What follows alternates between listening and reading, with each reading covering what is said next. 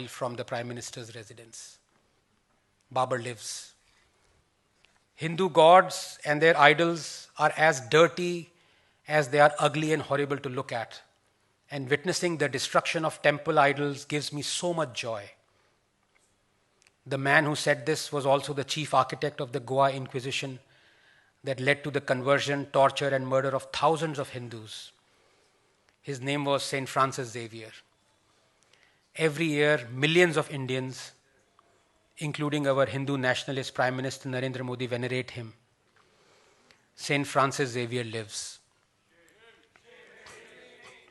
Sikandar Shah Miri, 1389 to 1413, who commissioned Jamia Masjid and is still eulogized and worshipped in Kashmir, collected 3 khirwars or 210 kilograms of sacred thread from Kashmiri Hindus before he burned them. A single sacred thread weighs 7 grams. Again, I shall leave it to the mathematicians among you to calculate the sheer scale of this genocide. But Sikandar Shah Miri lives. I will raise these Ansagar Hindu temples to the ground. I have come to India to fight the holy war against the infidels, unquote. The man who said this was Khwaja Moinuddin Chishti, the Hanafi Sufi saint who fought alongside the demonic Muhammad Ghori and unsparingly converted Hindus. Every year, millions of Indians, including our Hindu nationalist Prime Minister, Narendra Modi, offer a chadar at his mazar and venerate him. Moinuddin Chishti lives.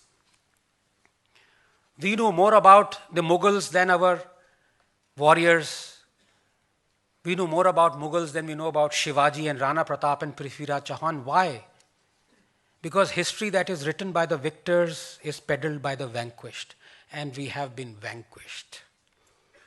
This is a country where people still go and pray at the grave of the monster Aurangzeb who beheaded Guru Tegh Bahadur, decapitated Sambhaji Maharaj, demolished Kashi Vishwanath, murdered 4.6 million Hindus. This is a country where Guru Arjan Dev was forced to sit on a hot plate and literally cooked alive by the Mughal Emperor Jahangir. And what do? We immortalize Jahangir in our films as that affable, feather-toying romantic Salim. This is a country where a celebrated historian, Ram Guha, didn't want Delhi roads to be named after Chhatrapati Shivaji Maharaj, the man who birthed an empire stretching from Peshawar to Plassey. Because in Guha's words, he was a, quote, little-known regional figure and a feudal lord who endorsed caste hierarchies, unquote. This is a country where we eulogize the invaders who over century after relentless century perpetrated the largest genocide in human history and murdered 80 million of us. A figure arrived at authoritatively by historians K.S. Lal and Will Durant. This is a country where Kareena Kapoor and Saif Ali Khan take pride in naming their son Taimur. Where Akhilesh Yadav takes pride in having the nickname Tipu. Our history has been written by those who hated Hindus, Hinduism and Hindustan. Our history is being written by those who hate Hindus, Hinduism and Hindustan. There are hundreds of examples, but just one would suffice. Tipu Sultan. Read his manifesto, written in his own words. It is a terrifying proclamation calling for all Muslims to come together to wage jihad.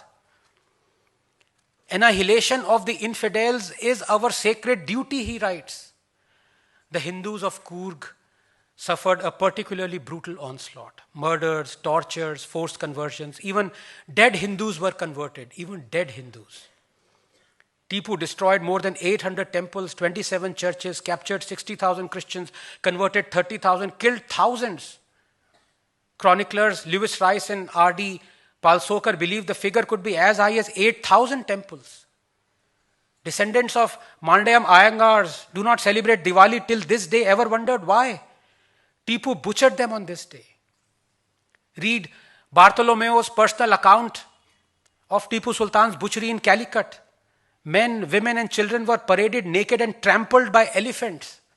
And yet, we call Tipu a symbol of communal harmony.